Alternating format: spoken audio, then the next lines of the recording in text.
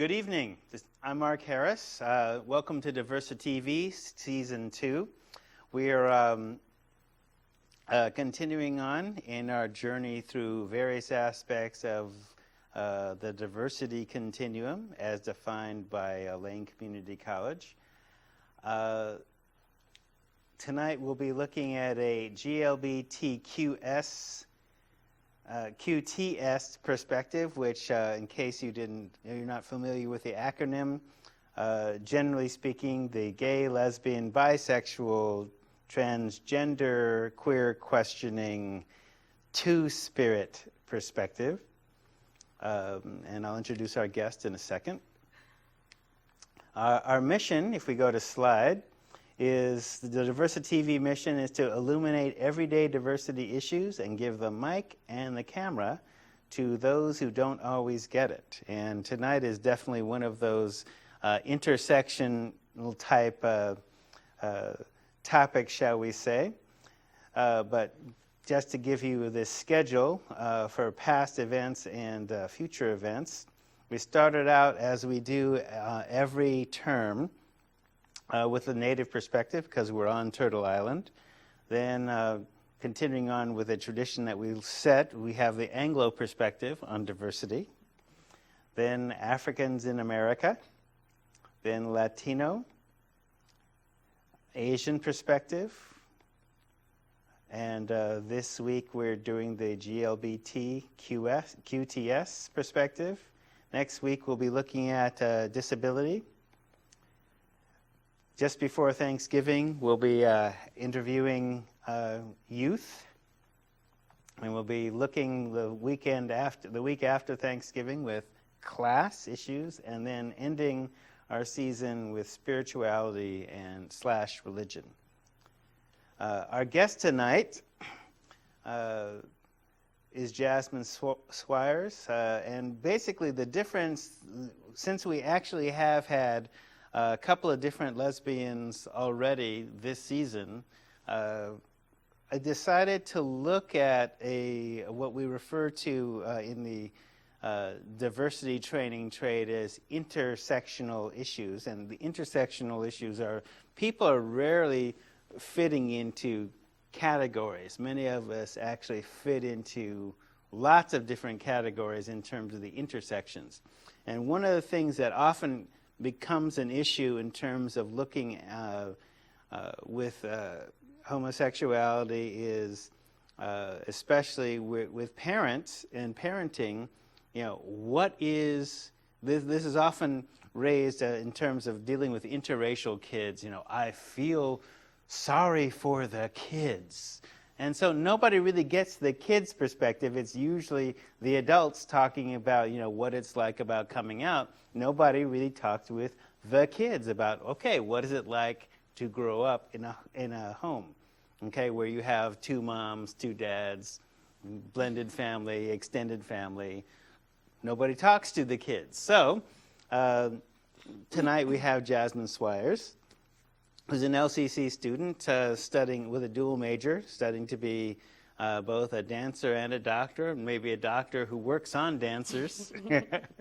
And our topic tonight is growing up queer. Welcome, Jasmine. Hi, thank you, Mark. So the question, how did you come to live in Eugene, and why did you choose to live here?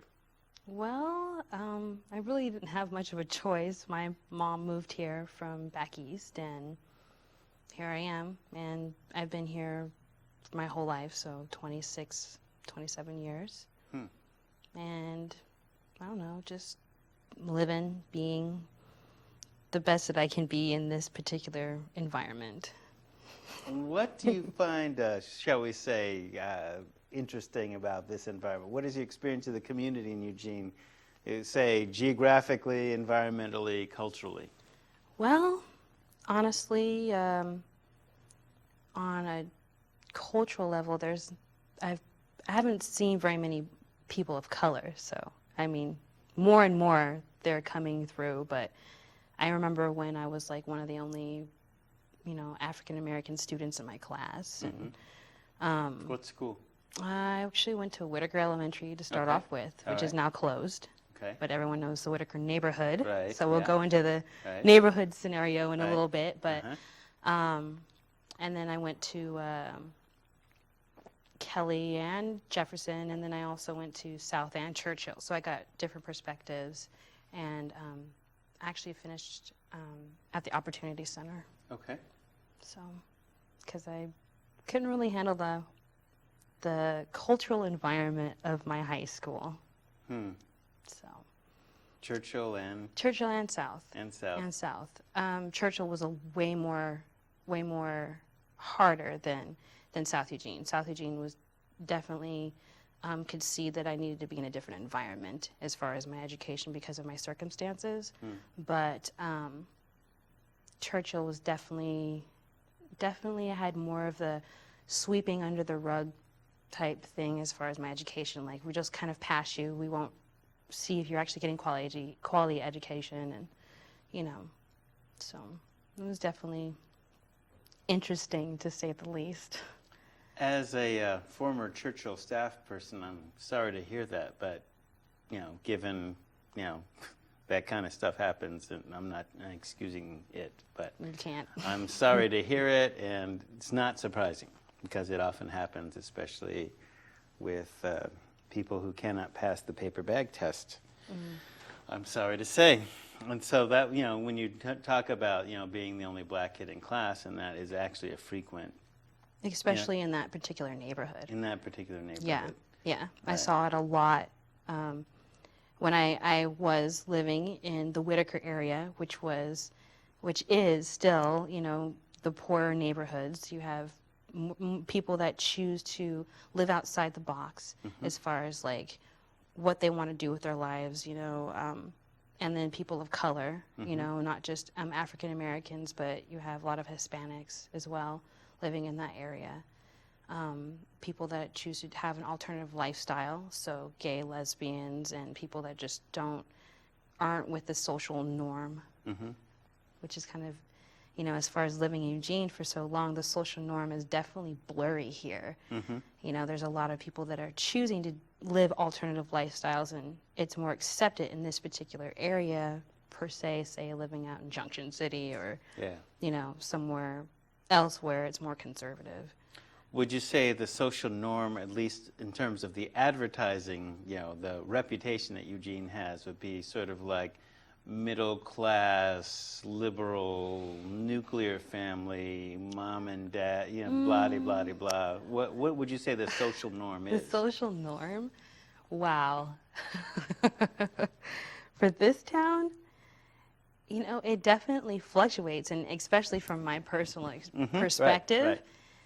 The norm where, oh God, I don't know if it would be considered normal, especially for me, living in a household with multiple types of parents, straight parents, gay parents, bisexual parents, not just having a nuclear family. But looking out and at my friends and peers, depending on what area of town you live in, you have different parental styles and stuff like that. So like, if I was to be living in the Whitaker neighborhood, I would definitely see more people with the hippie type vibe. Definitely more, people of color, biracial kids. And then as you're going into like, I don't know, like, it depends because it kind of splits. There's definitely more queer. I'll just put queer for everyone that's in that particular category. There's some definitely queer families in the Whitaker neighborhood and the West Eugene area, but then you get into the place where they're more middle class, and they're definitely in like the South Eugene area by South. Queer and middle class. Yes, queer and middle class. Yeah. Okay. Yes, so they're in like West Eugene, as in like West 18th area, and some in the South Hills, not South Hills, but like the South Eugene area by like Sundance and that area, and South of 18th. South of 18th. So I have definitely heard of, when you talk about these dividing lines in Eugene, which thinks of itself as a homogeneous liberal type city, there's definitely class distinctions about, Whitaker Yeah. and, what used to be referred to as Jigaboo Flats, west of Chambers. Okay. Right? And then there's you're from north of 18th, as opposed to south of 18th, right? Where, the per capita income and therefore the housing values, therefore the neighborhood becomes more, shall we say, upper crust. So even Sundance and 24th That's and getting Hilliard, there. That's that's that getting area. up there, right? Not Fairmount, Not the old money of Eugene. Right. There's that area, and then you have Hawkins too, And you have Hawkins, right? which Okay. is kind of, or it's on the west side of 18th.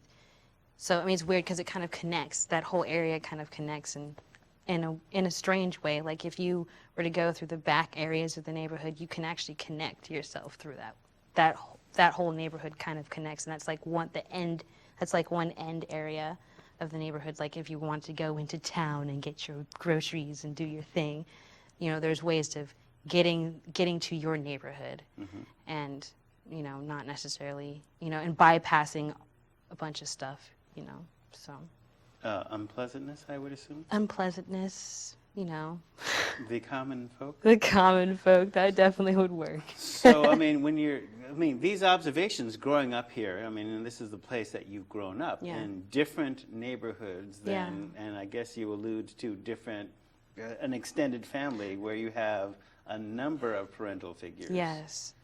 Beyond the biological or Yes, basically. definitely beyond the biological. I'll just say, like, I started off living in the Whitaker area.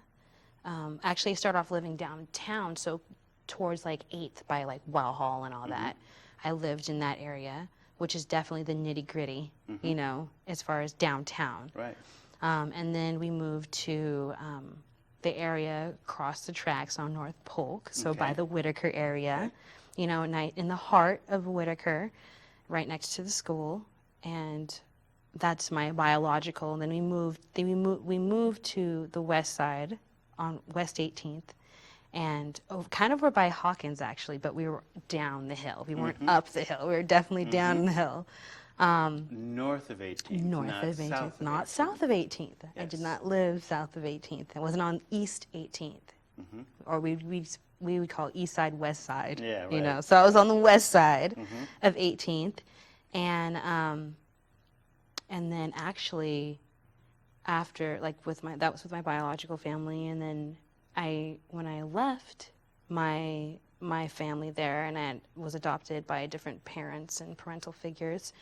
I was on the west side for part of it, and then I crossed over to the east side.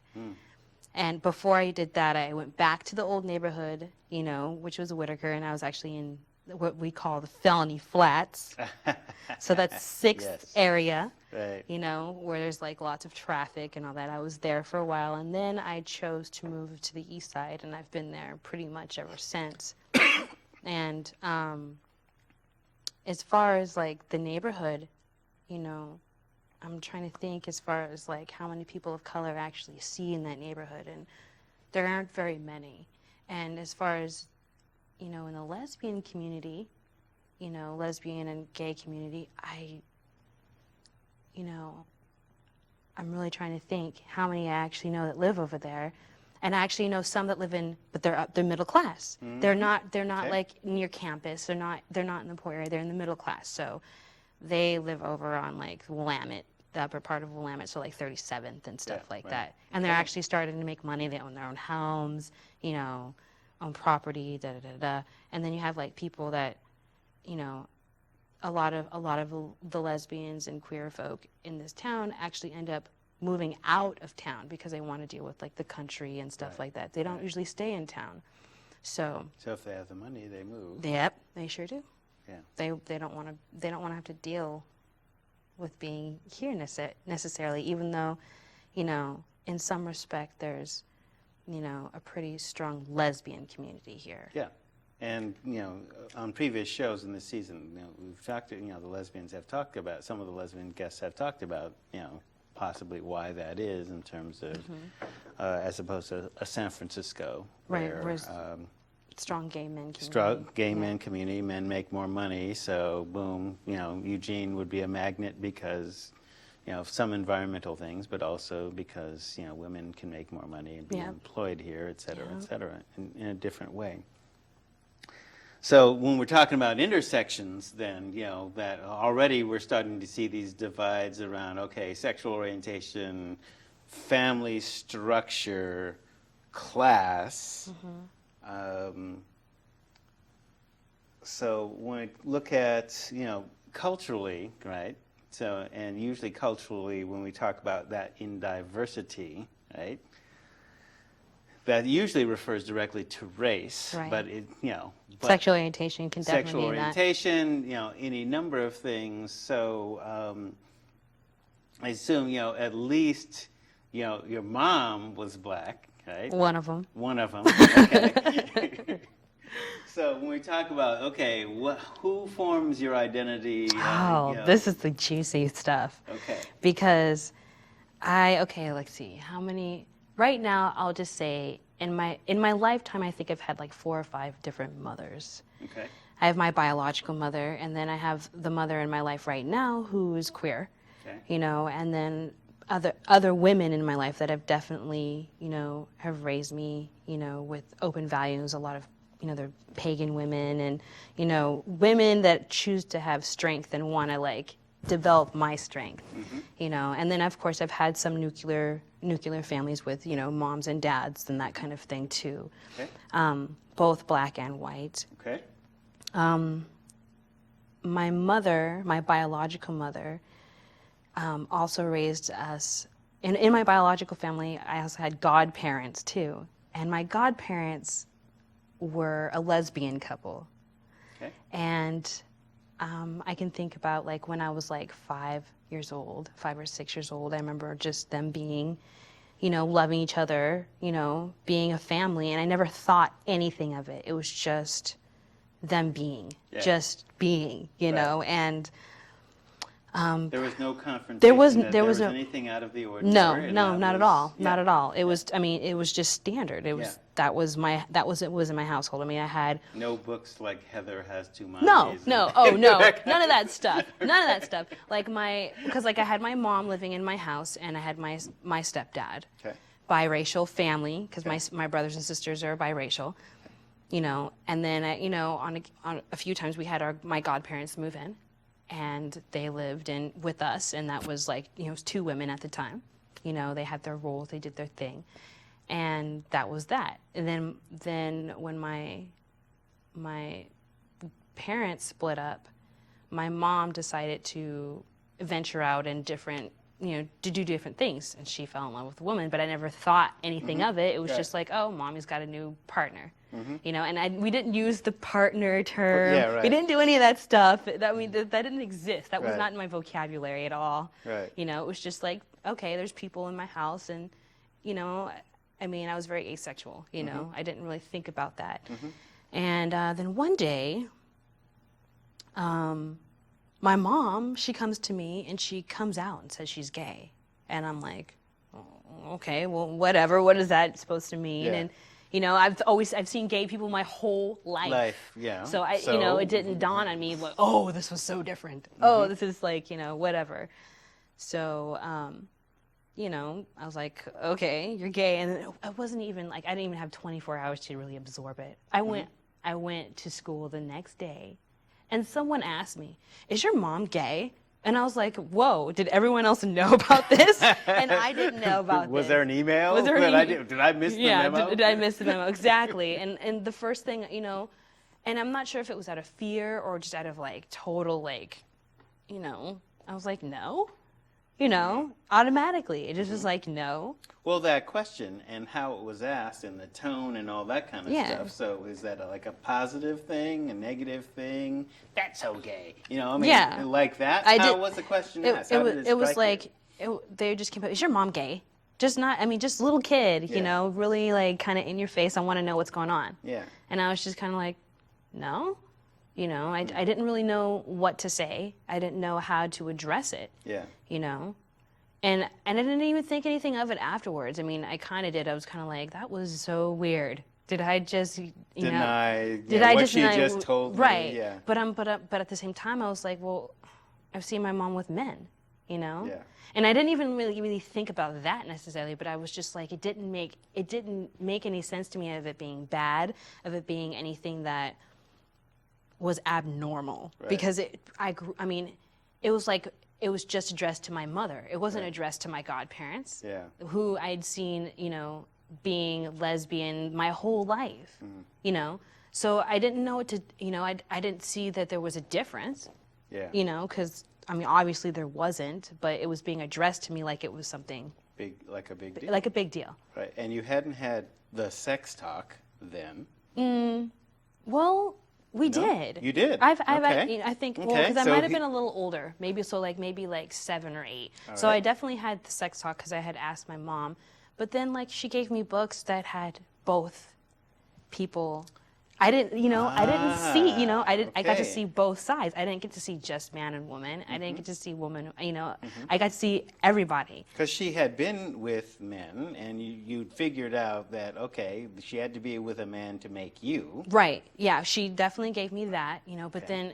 then of course this is where it gets really crazy because, my godparents, my 2 gay women, I saw her pregnant, So I didn't I knew that they loved each other. There was Right. she was pregnant, I didn't think, I knew that there was a sperm involved, Okay. period. Turkey baster, sperm What? donor. They didn't say. You didn't get into their business. I didn't get into their business. I totally didn't expect it because it wasn't just that my godparents were, the pregnant one in particular. She was a black woman, so there's certain things that you just don't be like, how do you do that? Right, It's just right. because it's rude, Right. And I mean, Well, you absorbed enough of black culture to right? okay. No, you're I not don't all up cross in my bedroom business. exactly. Right. So I didn't- Children don't ask. That. Right. We don't ask that particular, but my mom, being a college-educated woman and way more open about certain things, I asked her about stuff like that, and she gave me details. Some of them way more than I needed, but at the same time, At 7, right? at 7 or 8. But at the yeah. same time, I was just like, it wasn't given to me in a way that was taboo. This is normal. This is natural. This is your education. This is how we live. This is what makes us. Yeah. So it wasn't like, ooh, sex. It was more like, this is sex. This is how it goes. Matter of fact, okay. If anything, the thing that I was more, what I thought was more, I was more into relationships, like functional and dysfunctional relationships. Not who you were having sex with and sex was taboo. Is that person treating you with respect? Okay. Being male That or was female. part of your upbringing. Yeah, and maybe not necessarily consciously, but that's something that I picked up as, watching my mom go through dysfunctional and functional relationships and knowing when I liked the person, male or female, and when I didn't like them. I was very observant about how they were treating my mom, So when I left that household, and she moved on with her life and I did mine, I basically ended up with one of her partners, that ended up being my other mother and is my mother to this day.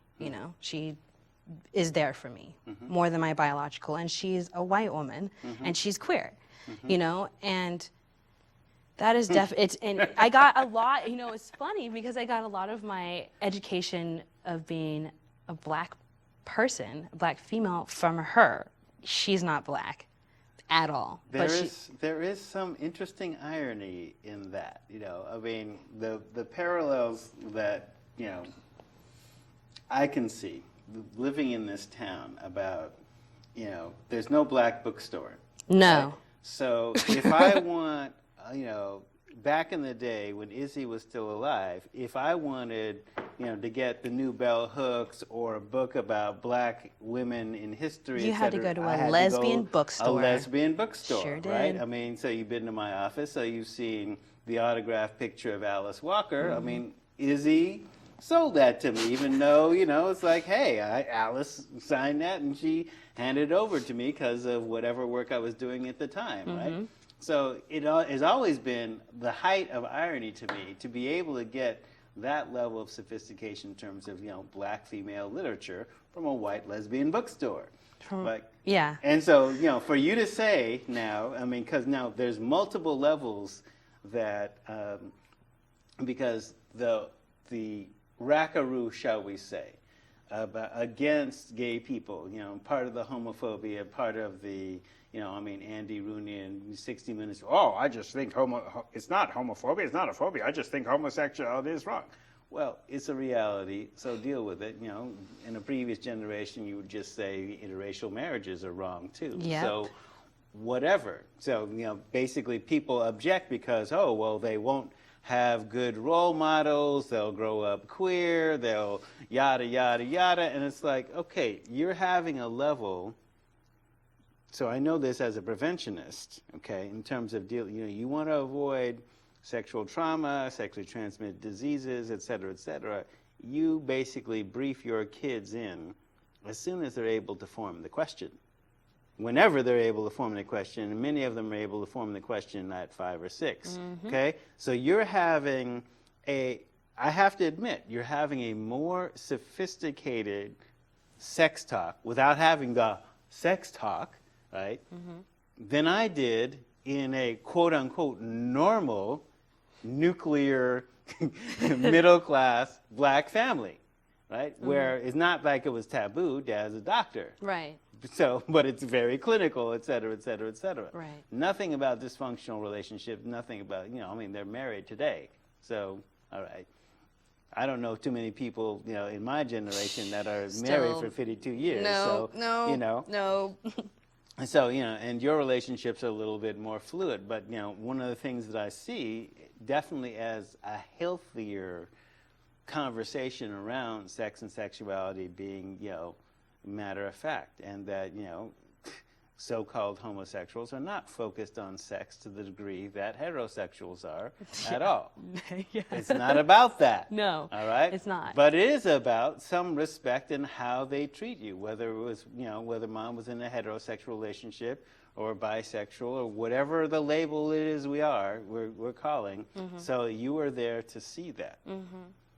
So having a white lesbian, give you information on what it was to be a black woman, that's not the first time I've seen that or heard about that. No. But, well, she chose to be educated about,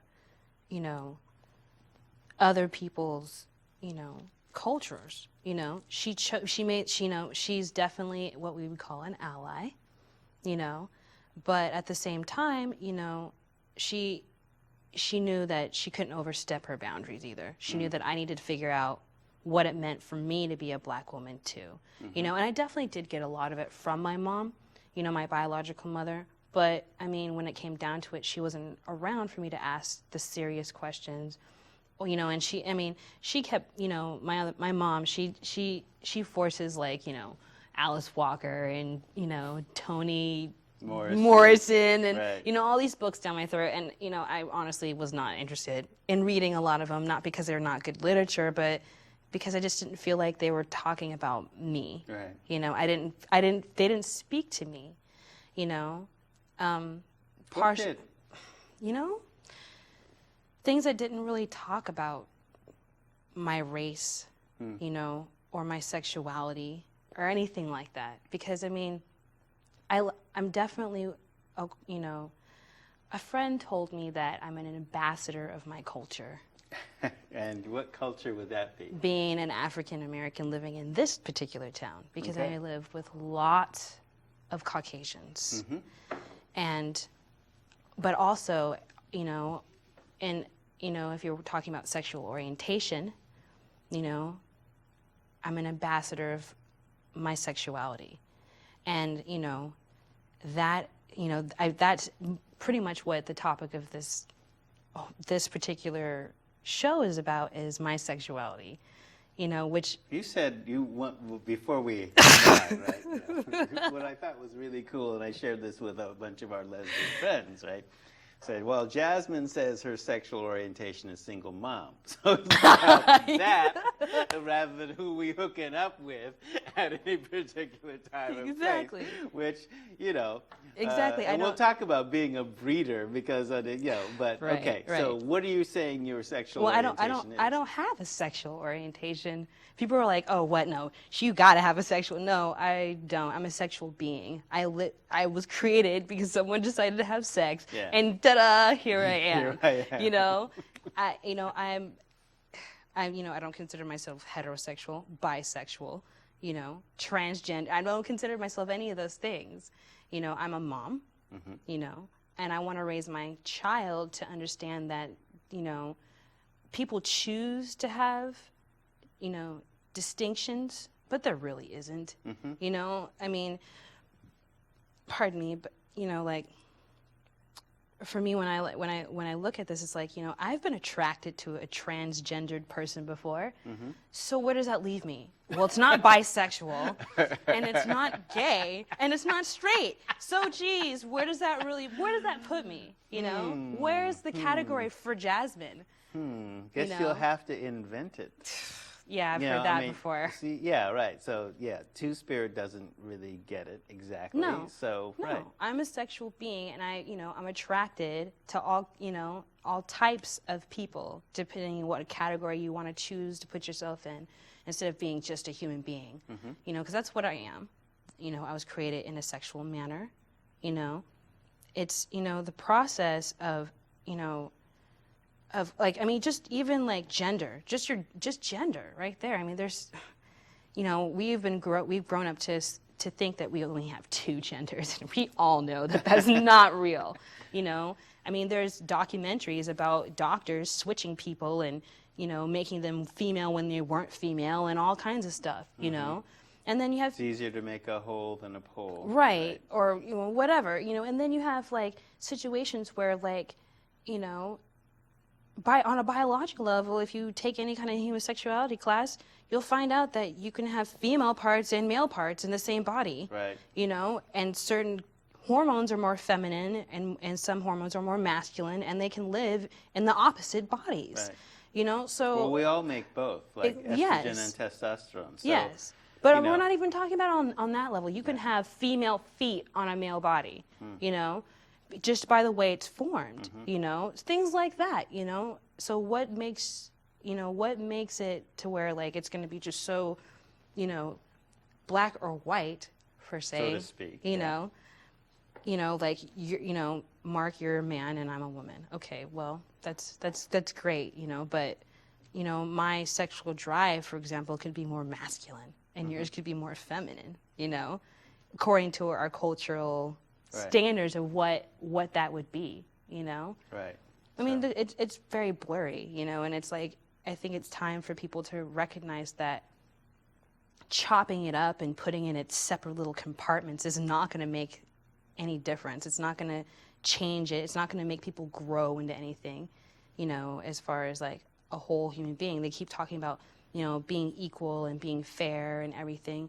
Well, first, let's just acknowledge the fact that we are, period, and not try to label it and make it, don't try to dissect it, because when you do that, you're watching it, you're making it something else. Dissect it in terms of like separating it. Yeah, exactly. It's useful to say that, okay, this is this and that is that, to make the distinction that, okay, the table is different than the chair, and the floor is different than the ceiling, to make those discernment that things are different where they're different. Exactly. But to place value on them. Okay, so again, when you're talking about gender, not to go in too much of a lecture about, sexuality, but one of the things that I always have in reserve in case, a guest doesn't show up, so far that hasn't happened.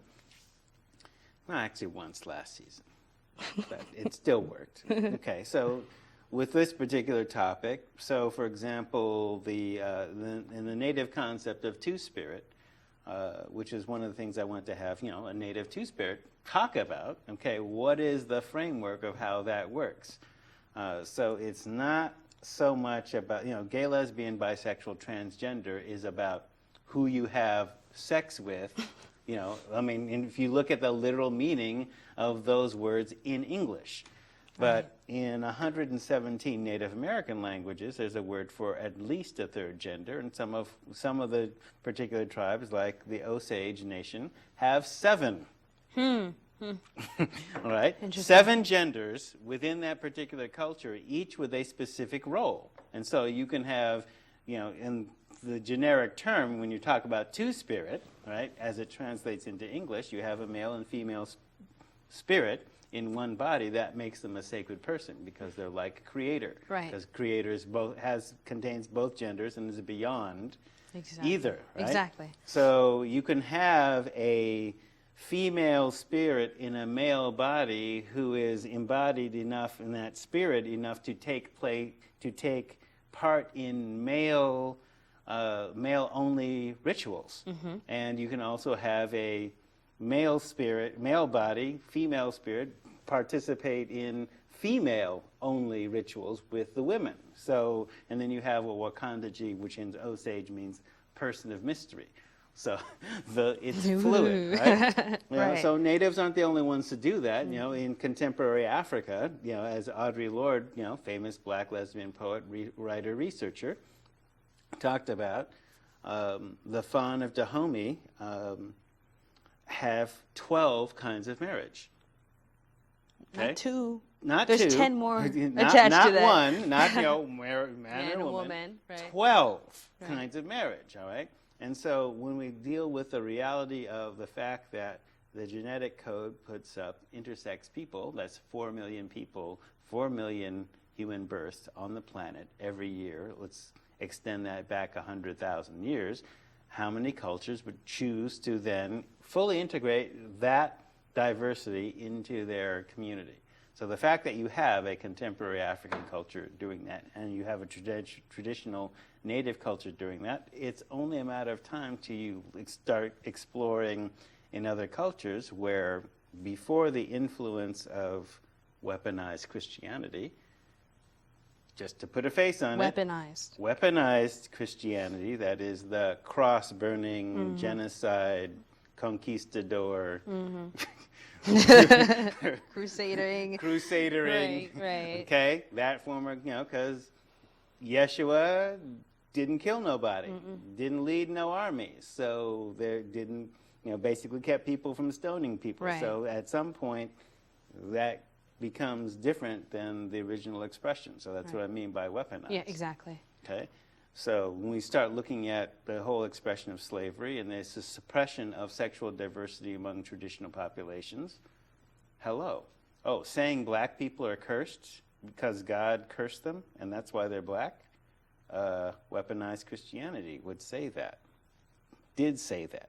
Does say that. And what about people that choose to be like gay, you know? Well, I mean, to the degree that's a choice, because with the reality of intersex people, you know, they're expressing what their genes are having them feel. But I don't necessarily always think that it's a choice. I think it's just what you are. Yeah. You know, you don't choose who you're going to be on certain levels. You know, Yeah. you're given a body, you're given biology that you got to work with. Right. You know. That you have to work with. Period, or you die. And and hopefully your culture helps you work Exactly. with it, right? And so Exactly. one of the things that strikes me about what we've been talking about is, okay, this accommodation about growing up queer, like, okay, what is that? So, well, you're not gay, you're not this, you're not that, you're a mom. Right. Right? So, you know, when I introduced that term to you, breeder, right? God. I mean, it tripped you out. Oh, Why? totally. Why did that trip you out? Well, one, just going from, you know, the fact that, you know, in slave days, you know, African men and women, you know, they you know, we had one stock that were breeders that basically, you know, pumped out the kids, you know, either from the massa or from whatever the interbreeding program that Massa wanted, right, whatever buck and doe he got together, right. you know. So you had your whole breeding population, you had your working population, you know, you had your kitchen staff, whatever. Yeah. You know, so when I heard that, I was just like, I was shocked because I'm like, well, wait a minute, you know, like I mean, first of all, who uses this terminology? You know, I had never heard it before.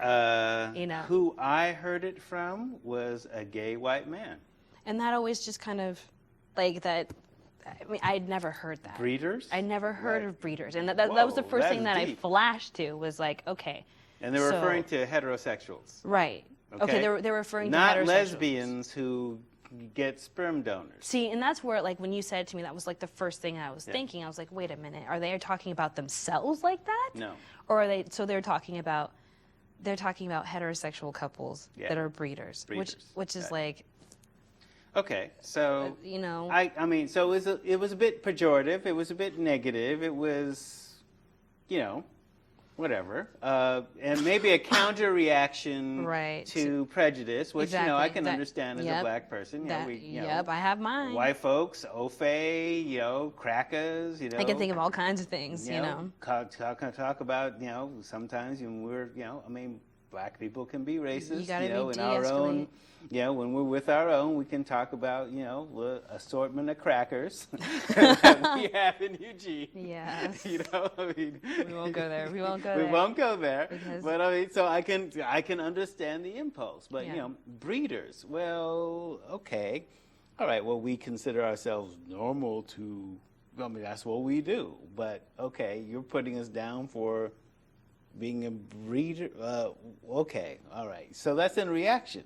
So that. Well, I mean, I guess you could kind of look at it in a way. Well, we are overpopulating the earth right now, and we do need to cut down. So maybe, you know, in some respect, you know, Mother Nature is creating a race of people who, you know, may not choose to breed, you know, have Yeah. the choice Right. to breed, but, you know, biologically can't, you know, Right. as far as like, you know, if you have two men together, they can't have any kids. Yeah.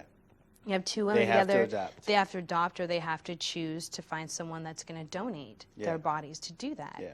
You know, so I mean, Unless you have a virgin birth, which you know. well, I've heard of that.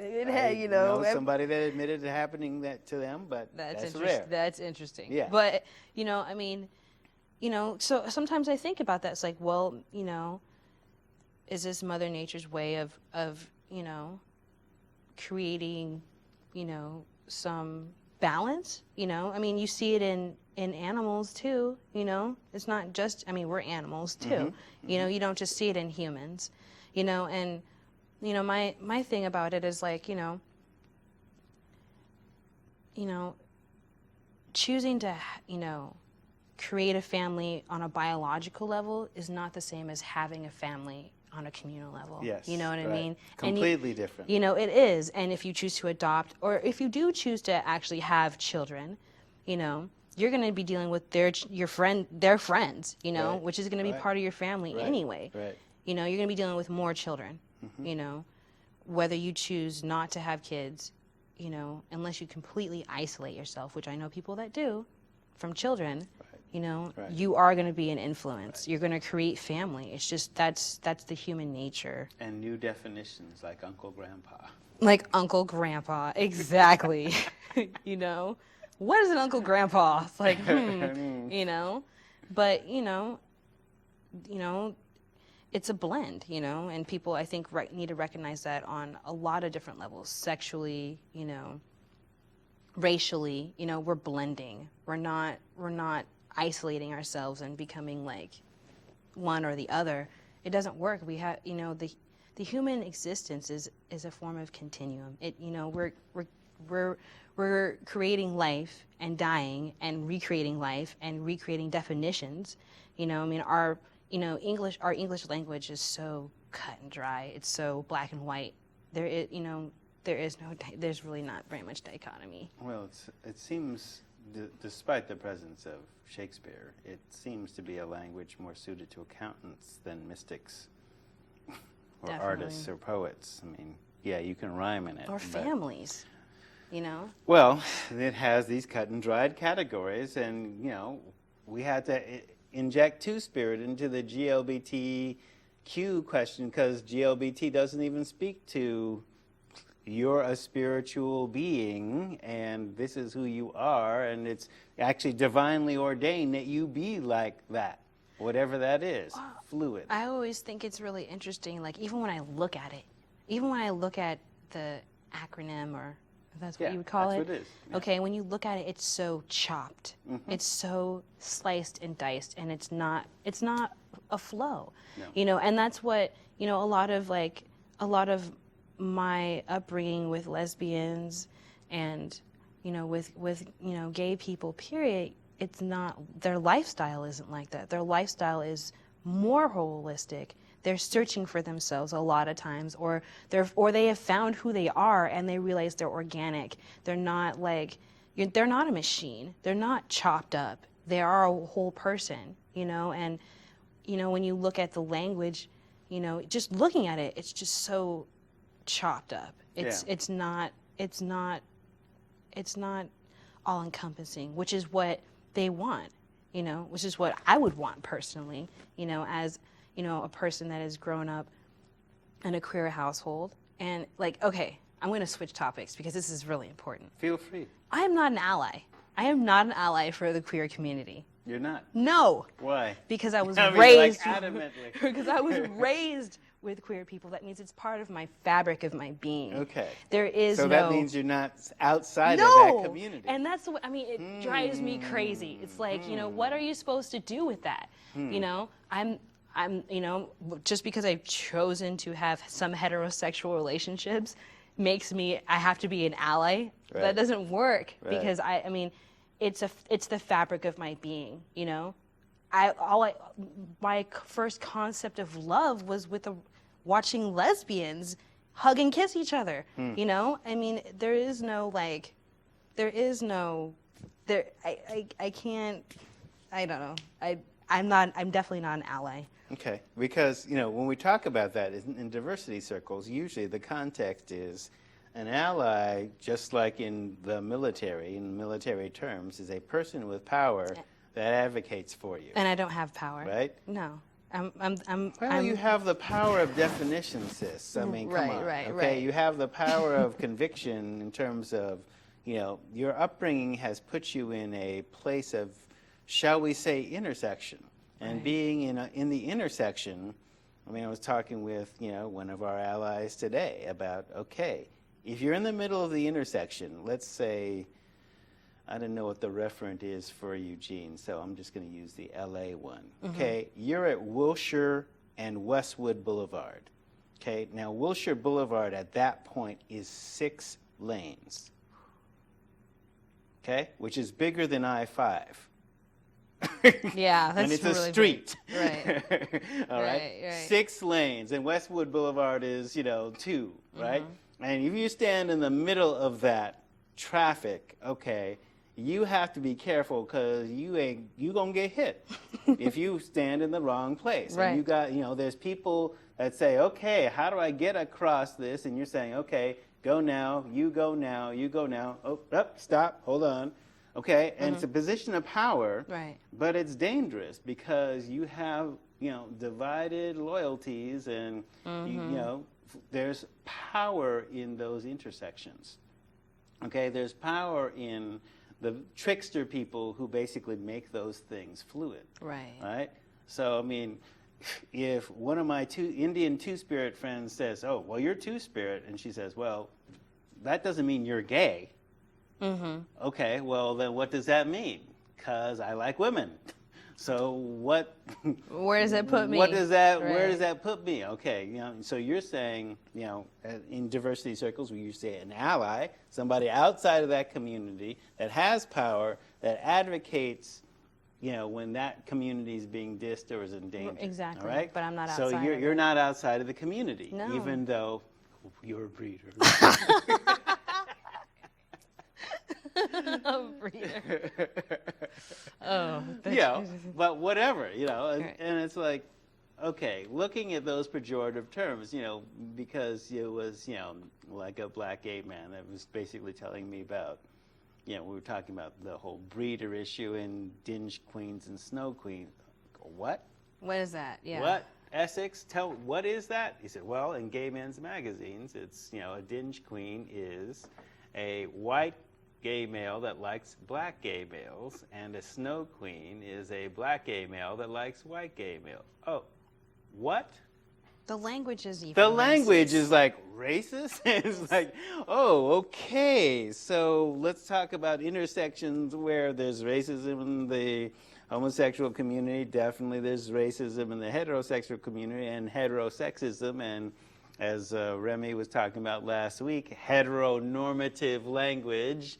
Okay, right. I mean, this is very complicated, especially for us in the intersections who go, okay, look, let's accept folks at face value and accept them where they have power, because in the democracies that I remember here on this continent, people weren't tripping about who you chose to love as to whether you had a voice in the government or not. Right. So I think it definitely is important to create language for those intersections, right. because it doesn't really exist. Well, it did exist, and it got erased. So trying to bring it back is, one of the things that, DiversiTV is trying to do it by, there's credibility. Oh, it's on TV. It must be true. Right? But to be able to talk about that, that whole idea, it's like, oh, gays in the military, gay marriage. It's like, okay, there wasn't a problem with this before Columbus got here on this continent. There wasn't a problem with this in Africa, even as far as like the 1970s when Herskovits wrote that book and documented that among the Fana Dahomey, who, by the way, okay, had all women armies that went up against Europeans. And if a black woman is leading you into battle against white folks successfully, are you going to quibble with who she sleeps with? I wouldn't. I don't think so. I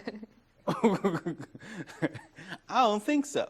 Okay? And so if that's going on in the 1970s, that means it's been going on before Christianity, weaponized or not, right? Coming out of an African context. So that becomes normal.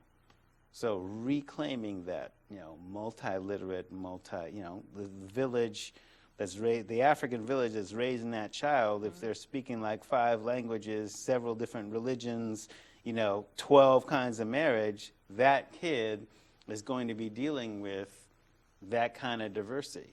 Sobonfu Somé talks about growing up in a village like that where she was 6 before she found out the woman who was her biological mom. I mean, she was in the village, but she stayed with a different set of extended family, people who were biologically uncles, aunties, or whatever, and she didn't even know that this woman is the person that birthed her until she was 6. Because it didn't matter. It didn't right? matter, exactly. So there are social forms that exist that are beyond the whole nuclear family thing, and civilization ain't going to collapse because certain people get rights that they used to have before certain people got here. Right. All right? Right. It's about just creating that fluid consciousness with people, I think it's very important, be you're gay, straight, whatever you want to, whatever label you want to choose yourself to place yourself in, it's about, getting rid of the label that society wants to put you in and actually creating a name for yourself. Like, I'm Jasmine, I'm a mother, and I'm proud of being a mother. Yeah. And I'm proud of being open-minded, and I'm proud of being able to, interconnect different types of people. And, there's a word for it, but I can't remember it. And one of my friends actually told me that that's what I was, is basically someone that bridged people that would never talk to each other, Well, ambassador works kind Ambassador of in works, but it was a better word than that. Yeah. And, I definitely wouldn't have to look it up, but I mean, just the fact that, that particular process exists, and I think that more people should step out of their comfort zone and be okay with doing that. Yeah. So.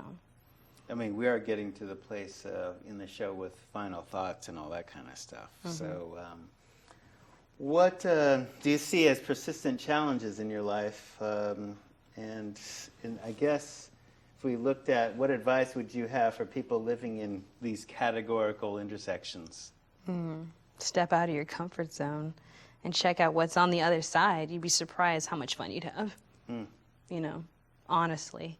I mean, I know I do, and I have lots of friends in different places, and you know, I create allies and I create bonds with people because I see them for who they are, you know, and I would hope they would do the same for me, you know, and you know, people talk about, oh, well, you know, I don't see you as, I wouldn't even go there, you know. Right. But, I mean, it's nice, but at the same time, you know, I want you to see me for who I am, which is a human being in nice, even-toned, dark chocolate skin. Nice you know, suntan. You know, and I enjoy people's presence regardless of who they're sleeping with. Yeah. You know, and you know, I'm a mom, and I want to teach my child, who happens to be biracial, that, you know, he's just who he is. He doesn't have to be in any kind of category. He doesn't have to choose. He can just be and experience it,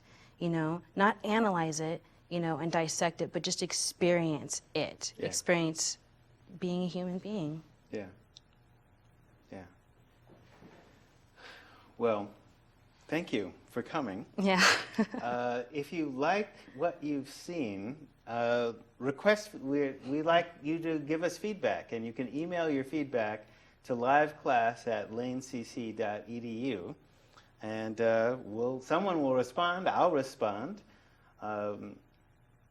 This has been DiversiTV, and we will be looking at issues of disability next week, and in the coming weeks we hope to be repeating this show and repeating these themes with other guests as each term comes on. So if you like what you've seen, feel free to email us. If you have suggestions for guests, we're always open to that. So thank you, and stay strong.